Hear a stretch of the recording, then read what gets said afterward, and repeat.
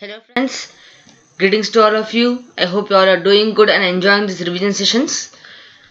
We have started chapter number 5, acquisition, development and implementation of information systems. Okay, and today we are going to see the system development methodology.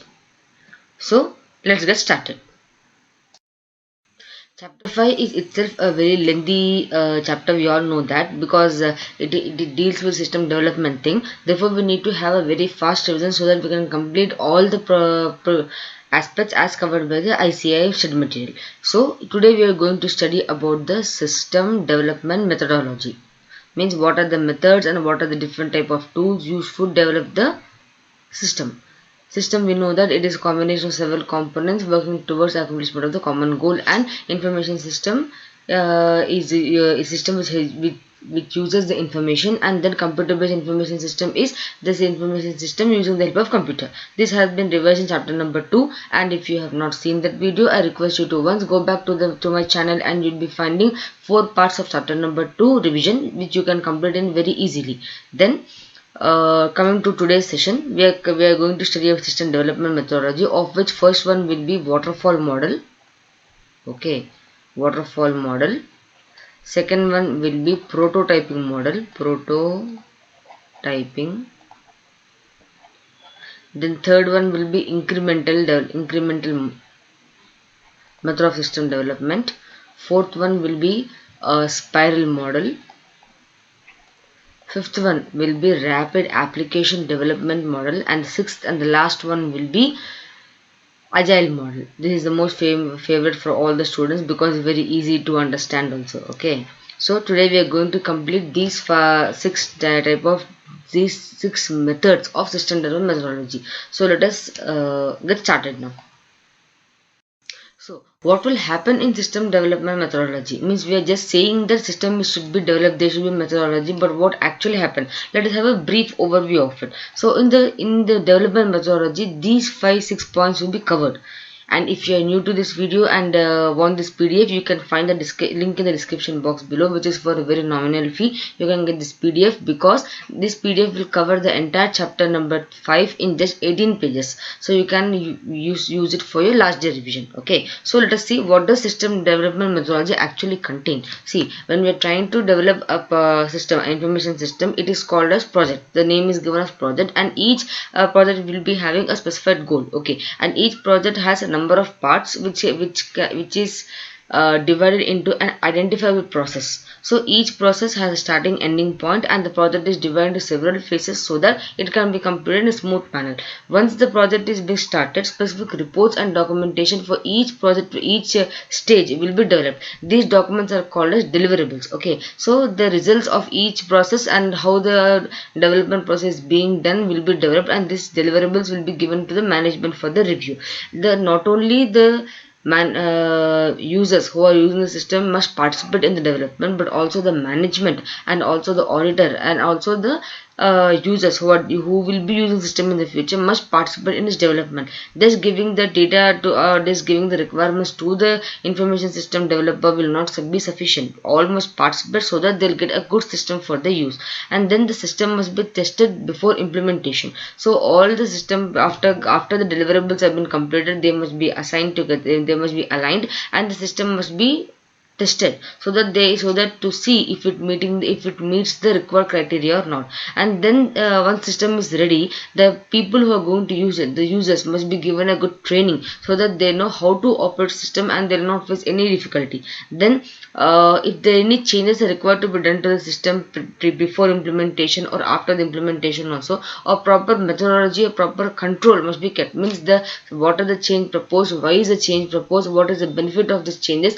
must be documented, and approvals from the managers or from the request staff must be taken. And then once the system is being implemented, it is developed, it is tested, it is implemented, a post implementation review, that is the system working according to the requirement, is to be done. So these all 6 to 7 points is a brief manner how a system is being developed and what all activity takes place. Now let us go into deep and see what are the different approaches that we follow so that the system can be developed in a smooth fashion. So what are the different approaches which we will be using for development of system? There are totally 6 in number. First thing is waterfall model, next is prototyping model, third is incremental model, fourth is spiral model, fifth is rapid application development, and sixth is agile model. So 6 models where they are different available in the we can say in the market for development of the systems, and we are going to see each one by one because each model has its own characteristics, has its own strength and its own weakness. So let us now see about the waterfall model. What does a waterfall model state? See, waterfall model is a very traditional old type of model in which each project is divided into several phases and each phase is completed sequentially. Means once you complete the first phase, then only you will be going into the second phase. Each phase will be taken as separate project because again in that every phase will be analyzed for the requirement. They will see what are specification required. They will see what are the designing to be done, what are the codings to be used, and it will be tested and then it will be released. So each phase again is developed, is taken as separate project and it will be completed sequentially.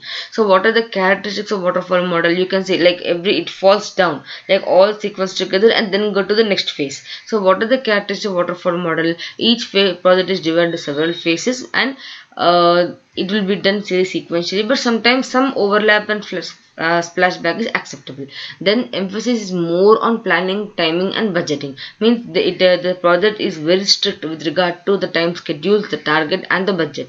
And then documentation plays a very important role in the waterfall model, and tight control is maintained over the life of the project. Means in the entire the project time, a tight control is there that the project must be completed within this date, and every thing must be documented well in advance so that each step which the developer is doing or the programmer is doing can be known. So these are the characteristics of waterfall model. Then what are the strengths of waterfall model? The waterfall model is mainly useful for those people who are having very less experience because they need to understand, analyze system, understand it and then see what are the requirements. Therefore useful for less experienced people and the team whose composition always fluctuates. Means if the team more people are going out of the team and new people are joining, there will be a gap in understanding. Like the newcomer may not able to understand the development methodology at once, so they need some time to understand. So this model will be helping them to get that time to understand the system development methodology. And then order sequence of development steps. Means every process is taken sequentially and every development step has certain steps and it must be followed in sequence.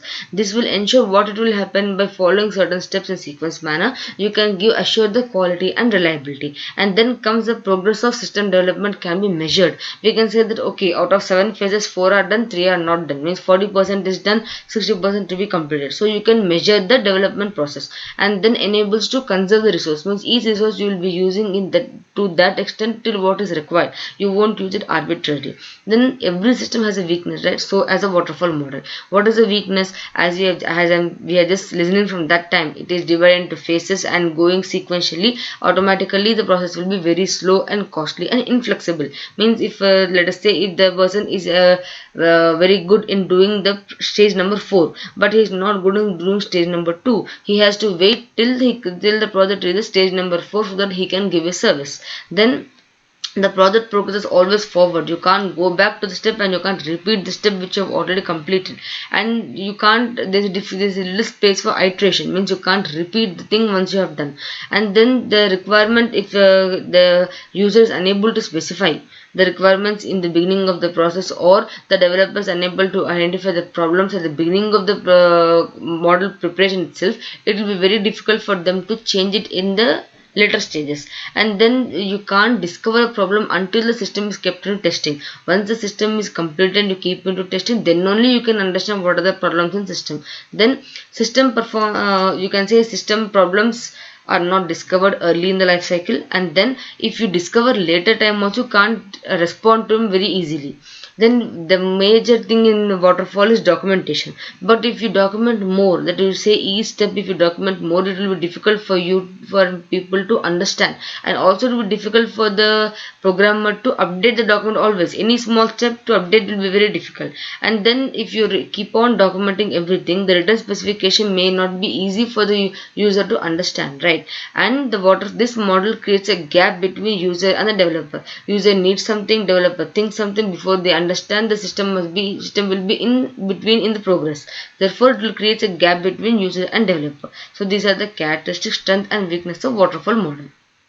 So friends, now we have completed a waterfall model. Next we are going to see the prototyping model. So this is the second methodology of system development. So what is the prototyping model? The name itself specifying that the system developers, after listening to the initial requirements of the client, will prepare a model called as prototype. Means it can be the basic version of the system as required by the user, or it can be a component of a system that will be given to the that will be given to the user for experimenting. The user will now work with that part of the system and then will understand what are the criticalities, what are the areas need to be developed, or what he wants and what he don't want. That specification will be then communicated to the developers. Then developers accordingly will incorporate these suggestions and then prepare the entire prototype. So the prototyping model will be used once the prototype is given to the customer or to the user. It is given with the idea of modifying, replacing or replicating it in the future with the full version of the system. And once the suggestions are incorporated and the system is fully developed, the user will be again given the system to use. And if the prototype is approved and given sign off by the user saying this is what I want, then the full scale system will be developed. If the user doesn't like it, then it will be scrapped, but the knowledge which is gained in this development process will be used for subsequent system development. So this is a prototyping model. And what are the phases of this model? The phases are: first we'll identify the information system requirement, we'll develop a prototype, the initial prototype, and then we will give it to the user. He will test it and he will provide the comments on it, and then we will incorporate suggestions, take the user sign off and develop the approved prototype.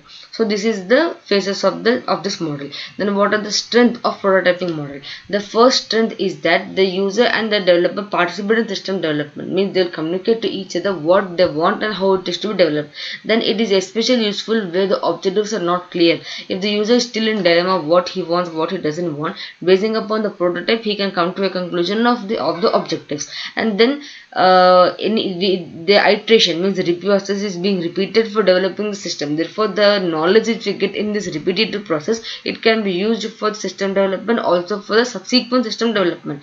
And then we can easily identify the functions which are confusing or which are not clear. It means sometimes the function will be such a way that it will be in combination with other functions also. So that type of functionality can be identified. And then it encourages innovation and experimentation. Means each developer can do his own way methodology of development and experiment the system. And then it is useful for a quick implementation. Like you need not that user need not wait for long time. Initially he can get a system which can be implemented, and it is useful for testing also. Though it is not yet functional system, but for quick implementation a system can be developed. And then it will be useful for user for better defining his requirements. Therefore it results in better definition of requirements to the user, and it can be developed in short span of time. It doesn't take a long period. And then during the iteration process itself the errors can be detected and it can be corrected. So these are the strength. Then what are the weakness? Because every approach has its own weakness. What are the weakness? First thing is that the approval process and control is not strict. Means there may be a set of rules within the organization that for any approval you must contact so and so person. It may not be strictly followed because the user will be in an urgency to complete the project. It can be right. Then a problem may not be properly analyzed. The user may come with one problem for getting the system, and the developer may think it in another way. Therefore the problem will not be properly analyzed, incomplete or inadequate problem analysis.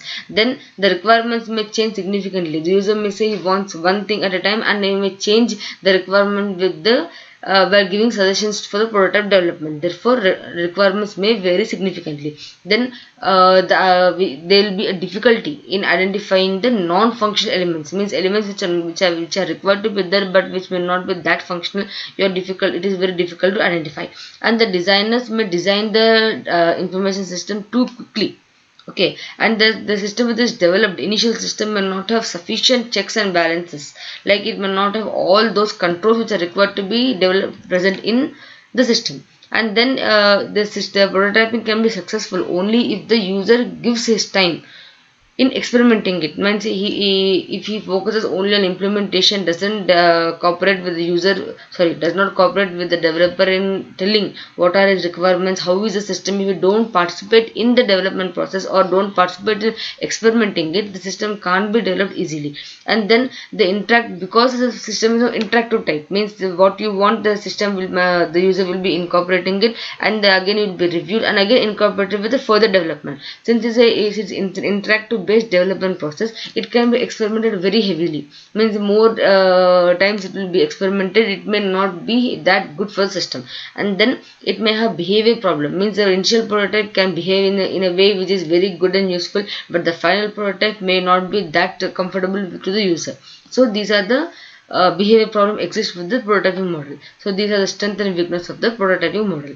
Now we have completed waterfall model and the prototyping model. In the next video we are going to see the remaining four, that is incremental models, parallel model, rapid application development and the agile model. So these four methodologies we are going to see in the upcoming video. If you like this video, please give me a thumbs up so that it motivates me to make further revision videos. And for this PDF you can find the link in the description box below, and kindly share this video to your friends so that they will be also helpful in revising ISCA in a short span of time.